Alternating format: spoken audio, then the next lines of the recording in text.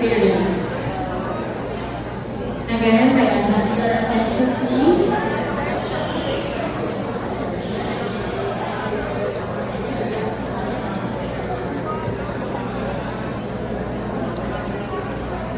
Okay, so our second speaker is a licensed real estate broker with more than 12 years of experience handling auto sales, rentals, and project management.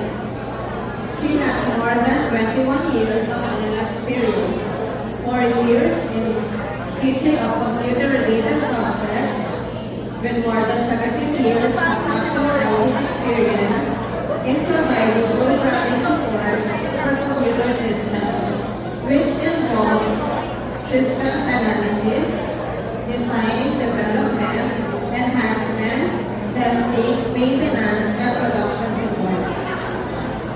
From planning to implementation of various systems, ranging from medium to enterprise-wide, which mainly include a regulatory reporting tool, billing system, an online sourcing tool, an automated procurement system for maritime industry, and also a telecommunication system, live and non-live insurance systems, vehicle registration and reporting system, and driver's licensing system. RD possesses strong leadership and interpersonal qualities, business analysis skills, proficient in both written and oral communication, and was in constant communication with expats and foreign clients. She was appointed for a major non-life insurance system for Thailand, China, Malaysia, Taiwan, Australia, and the Philippines, and marketed it via extensive interaction with clients on various requirements, functions gathering, and acceptance testing. She has also demonstrated proficiency in providing software demonstration, presentation, and conducting interviews with users during business data gathering. She is highly skilled in preparing business requirement documents, tests, scripts, and test plans, and clearly interprets them to users, system analysts, and programmers. Has traveled extensively to Thailand, China, and Australia during the development, users' acceptance, and implementation of non-life insurance system. Further, she visited Denmark, Hong Kong, and United Kingdom for requirements analysis and UAT or an online sourcing tool and automated procurement process for maritime industry. She possesses competent skills in project management that includes planning and scheduling, project estimation, delegating, coordinating with users, and overseeing the overall progress of the project. Let us now hear our last speaker for this afternoon, Ms. Marvin Tobias, for her topic, Lead Generation Using Social Media Platforms.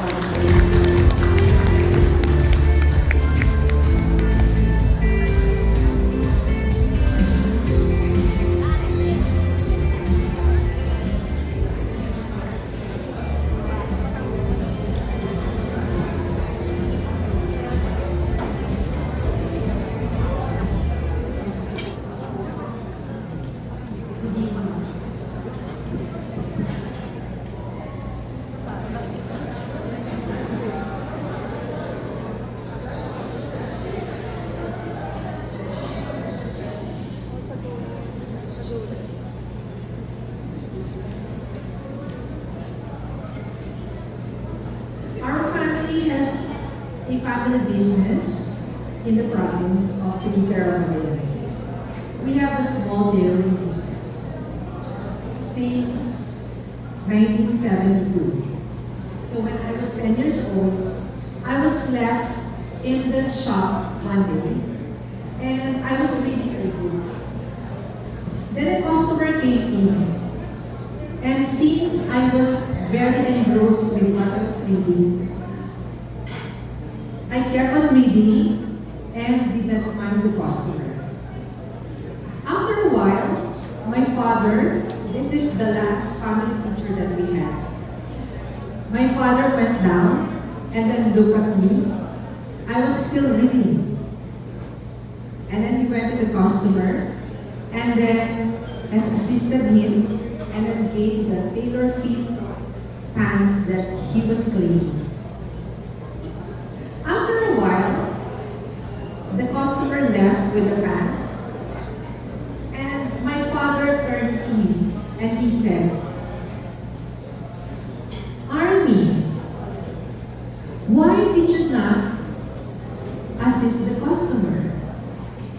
Then I said, "But Daddy, this book is very interesting. He can wait."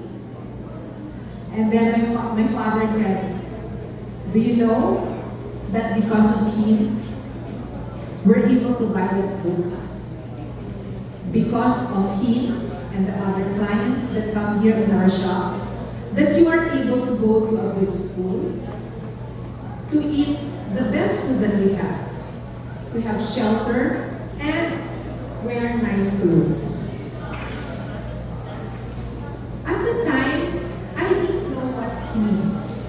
You know, when you're 10 years old, just want to read and play.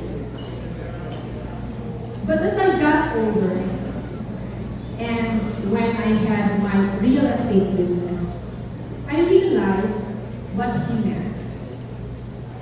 It means that we have to respect other people, no matter what they wear, no matter their status in life, and look at them on the same status, whether they are poor, they are rich. Because these people will be helping us in our business, maybe not now, but in the future.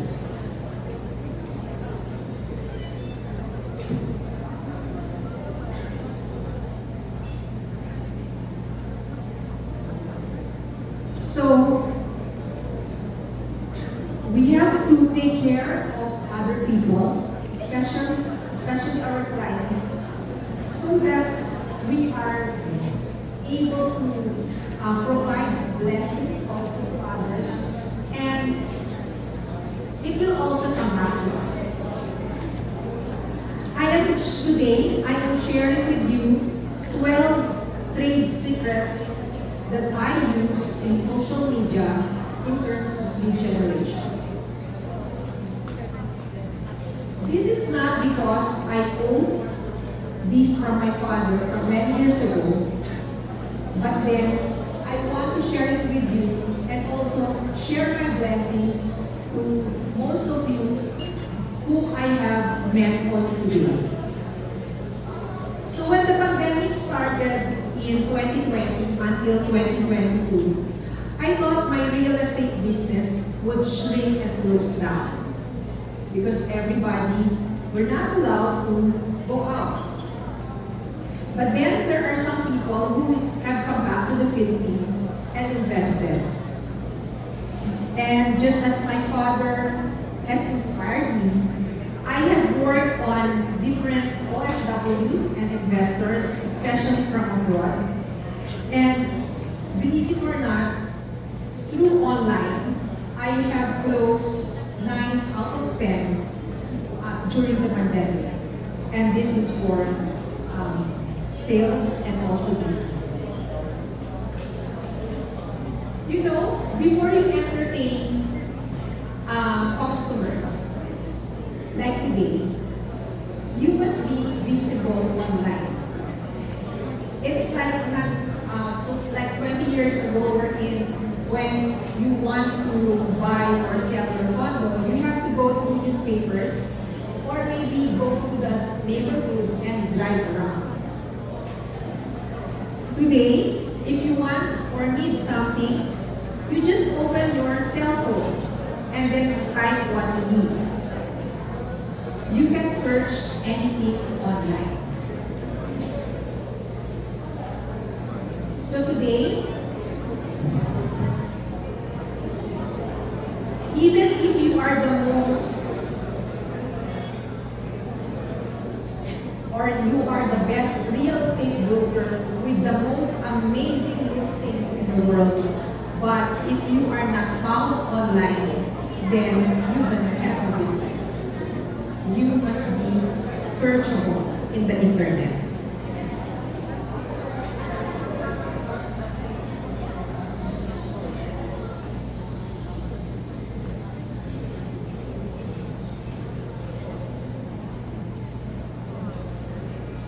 So, before we go to the 12 trade secrets, let us recap. So first, we must respect others, and especially those who support our business. We respect the guards, the secretaries, the children who calls us for condos, especially for me. I've closed a lot for the 20s, the college students. I've closed a lot and they have paid in cash.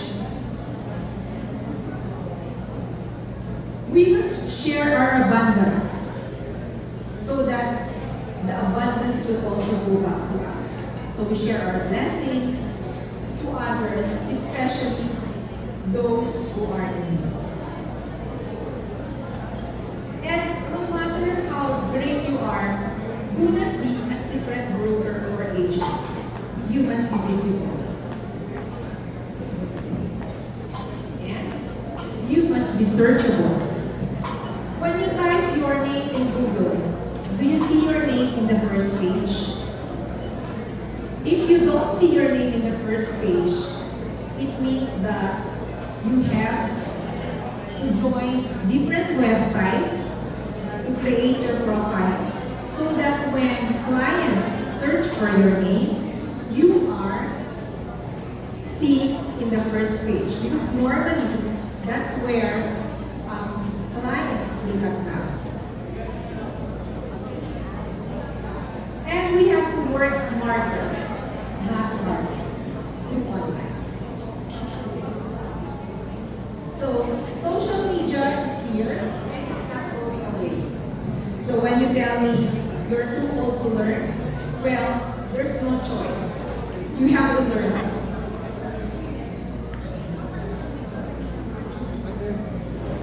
Let's have the 12 secrets. First, you have to create engaging listings. What does it mean? So you have a good description, very nice photos that are clean. Like for example, if you're taking pictures of a condominium, make sure that the condo is clean. Make sure that all the lights are on. Even in the daylight, if you take photos, make sure that all the lights in the bathroom, in the living room, in all the bedrooms, even in the balcony, even if there's sunlight, you have to turn it on. Because it will create a nice lighting in the photo. And of course, you have to invest in a very good mobile phone if you cannot have a DSLR. Now, if you do not know or not sure with how to write descriptions, you can use AI or you can hire a copywriter. Okay? So normally you would hire maybe for the first 3 and then you test your ads if it's working. Then if it's not, you try another one. Okay? Paid ads. You know there are many websites that are free.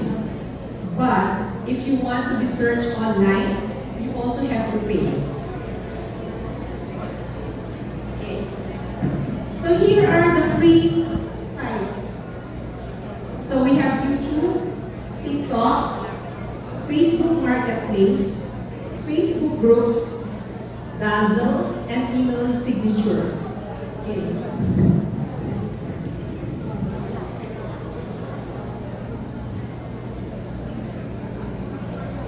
Yes.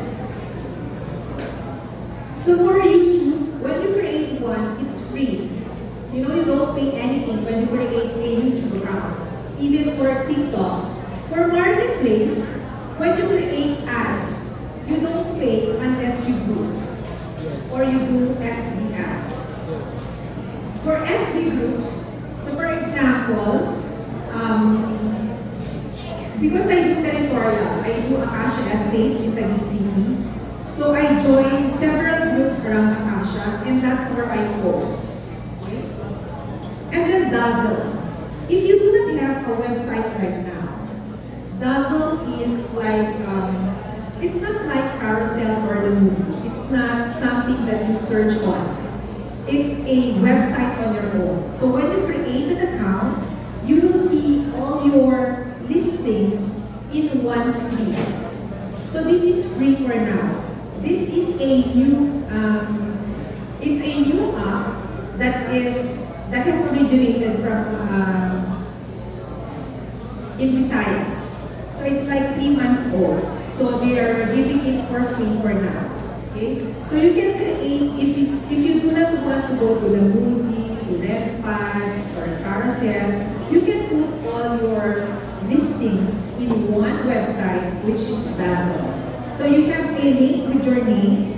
Okay? So when you send it to a client, it will show all your listings. So if say you have 10 listings, it will show all your 10. But of course, you have to encode all of them. Pero madali lang. Okay, email signature. I'll show you one later how to do it. Then for paid ads, so I use Carousel, Redpad, the movie, my property, and that property. So for the right side, you can pay at least, I think 1,000 pesos for 10 listings per month. Okay. But most of my inquiries come from paid advertisements, and then I give them a link going to YouTube so that they can see the property.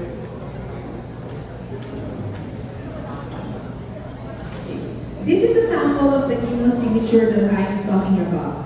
So every time you email, you don't just put thank you, then your name, and then your PRC license. And then what do they do? Sayang naman. So you put all your links. Okay? So in this case, so you see there YouTube, Facebook page, Carousel, Redpad, website, Dazzle. When you click that, when the client clicks that, it goes to that site. So, paano ba gawin yan? So, madali lang. So, you go to signature. Okay? So, when you go to signature, you will highlight this. You highlight na. Then, there's this one. This is called a link. That's where you type. You type this. Para yung client, when the client sees your signature and then clicks, for example, Facebook page, pag click na dyan, pupunta siya dun sa FB page nyo. Or pag click niya sa Dazzle, pupunta siya doon. Or when you click YouTube, pupunta dun sa YouTube channel nyo. So this is free. So you have to maximize it. Madali lang siyang gawin. Also, you put a picture.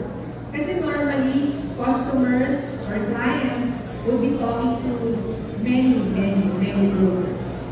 You have to set yourself apart.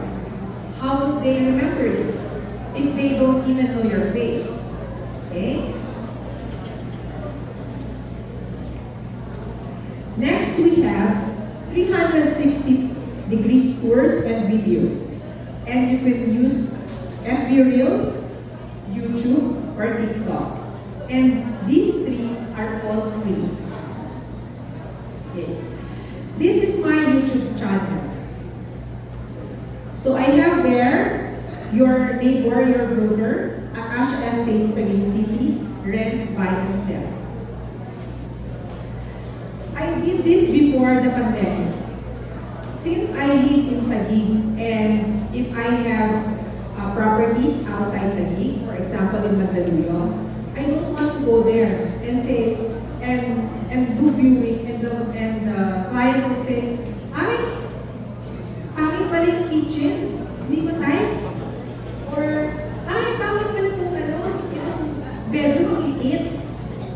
So, ano nangyari? Sayang yung time niyo pumunta, tapos, di ba, like before, going to Mandaluyong takes 1 hour. Then you have your viewing for say 5 minutes. Then after that, you have to go back. So I thought, baka naman meron paraan that I don't need to go personally every time someone wants to see the property. So what I did was to make videos of the properties outside the gate. So I started with Mandaluyong kasi tinatamad akong pumunta kasi ng traffic. Tapos hindi pa sure yung client, di ba? So I did short videos kasi nahihiya ako nung first hindi ko pinapakita yung mukha ko.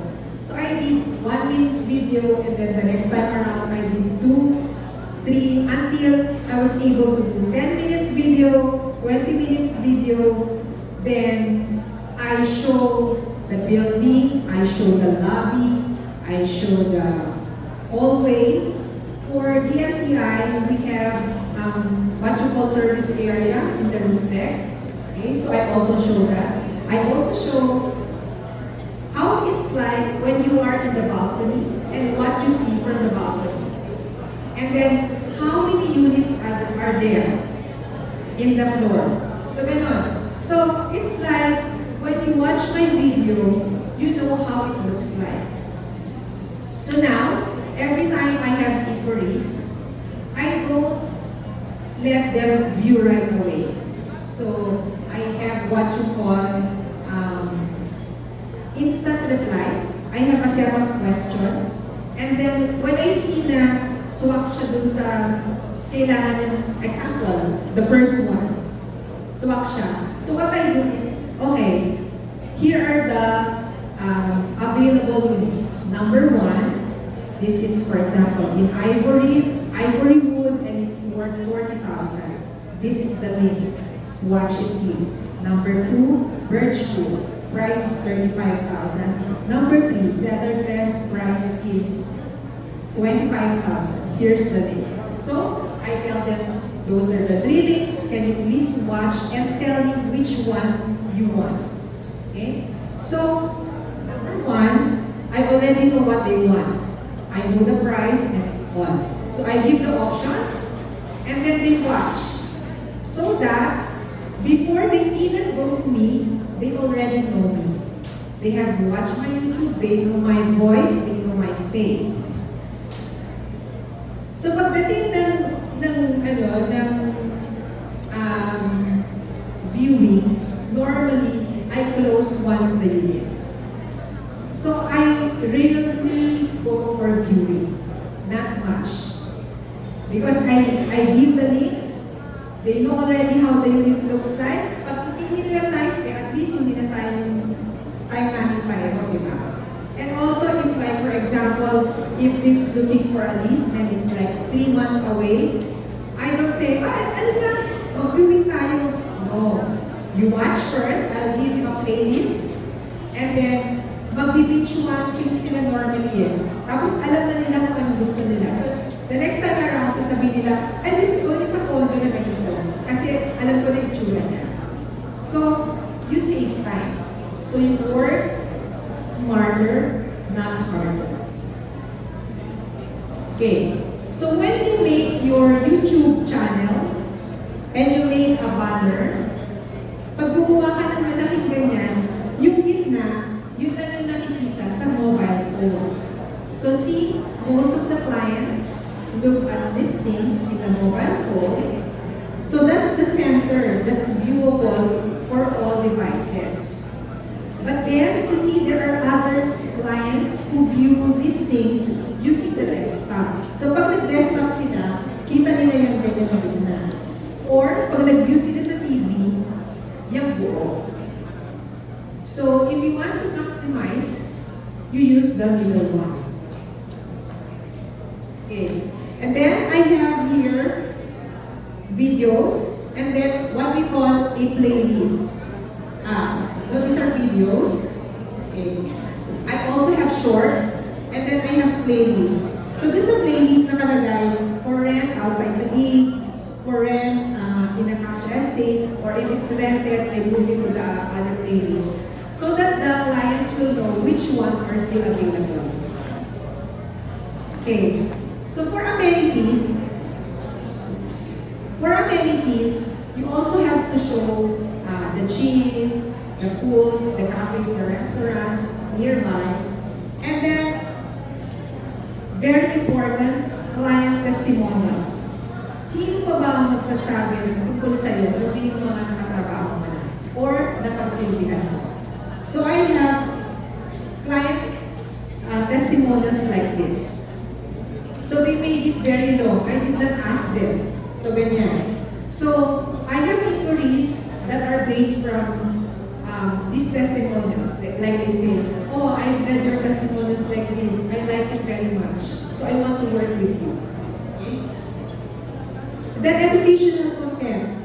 You also have to post other things like, for example,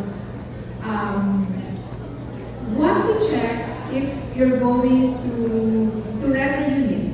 What are the things that you need to check inside the unit? Okay? Or for example, if you're doing a sale, what are the documents that you have to ask from a seller? Or for example, how to make sure that you don't get scammed from a seller or a broker. Number 6, you have to be consistent. You start small and then you grow big. So if you do not have, like for example, a YouTube channel now, you can start with the banner this week. Then next week, you can try on your first video. After a week, you can try to post it or you can try to edit it using CapCut. It's a free tool that's very easy to use using your mobile phone. Even my 10-year-old son knows how to use it. So if you do not know how to use it, ask your kids or your grandchildren. They know very well. CapCut is very easy. 5, you have to engage. So you have to reply or comment dun sa mga pinopost nyo. Okay? And you know that you have made it if you have haters. Like for example, when I had my first hater, I was very, very happy. When he said, ang hina ng boses mo, dun sa ganitong part, nanonood siya, gawin dun, hanggang sa 15 minutes. Tuwa ako.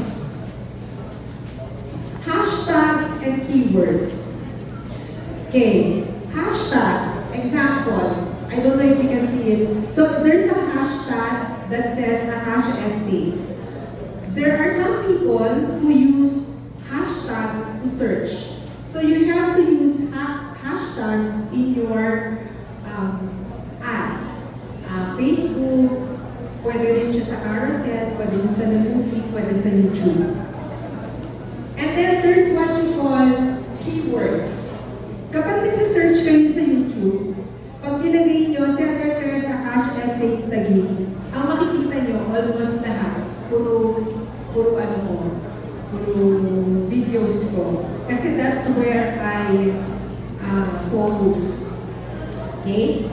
And then, normally ang nangyayari dyan, pag sinabi mo sa client, punta ka lang sa YouTube, search mo na Center Crest Acacia Estates Taguig. Makikita niya na puro sa'yo, puro pangalan mo. Diba? Parang nag-rebuild siya ng credibility. Okay? Then you have to build trust. Okay. And trust equates something in Facebook. In Facebook, there's what you call a blue check mark. Yung Facebook nyo ba meron na yung blue na yan? Kasi pag wala yan, pag na-hack yung Facebook nyo, patay na. Mahirap mag-retrieve.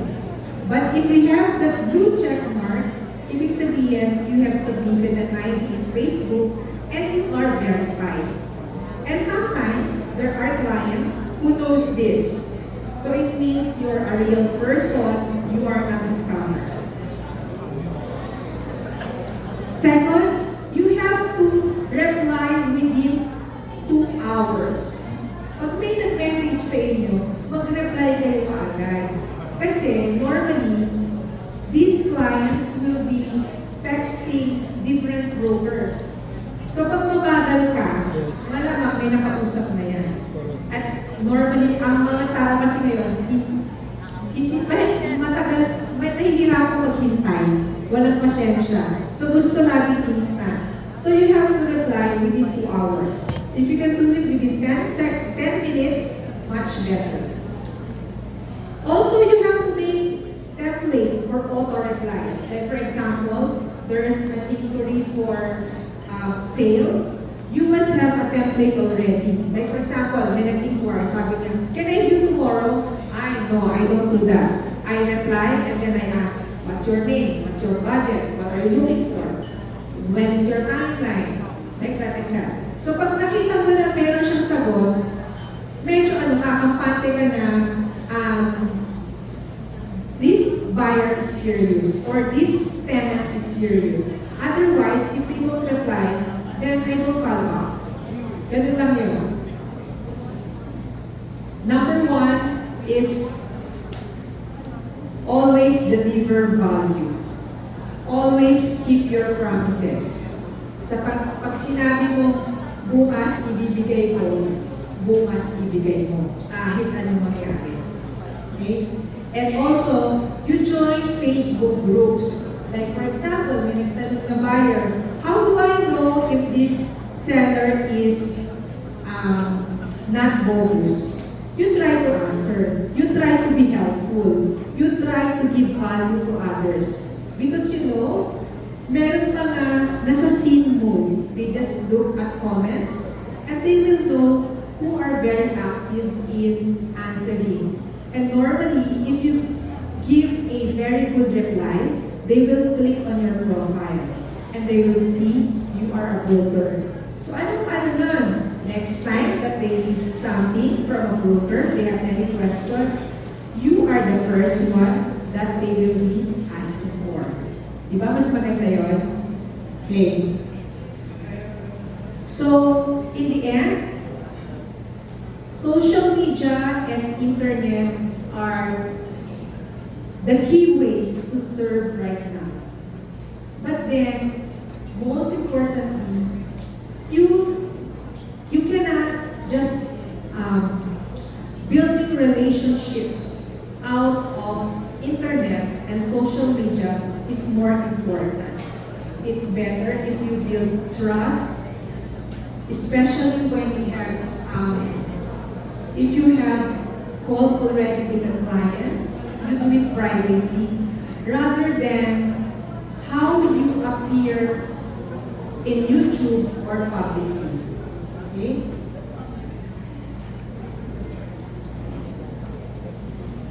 So, thank you very much, Farah.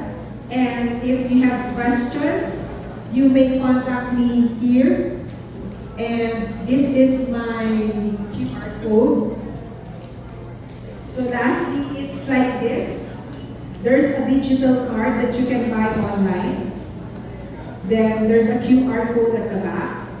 So when somebody asks for your digital card, okay, pag na-scan yan, it will have your email, your name, your Facebook account, YouTube account, LinkedIn, Instagram, all the socials are here. And it also has the bank details. Like for example, you have your GCash, your BPI, ganyan. So eto, ganun na lang siya. It's only 500. Very useful siya. So pag tinanong, ano number mo?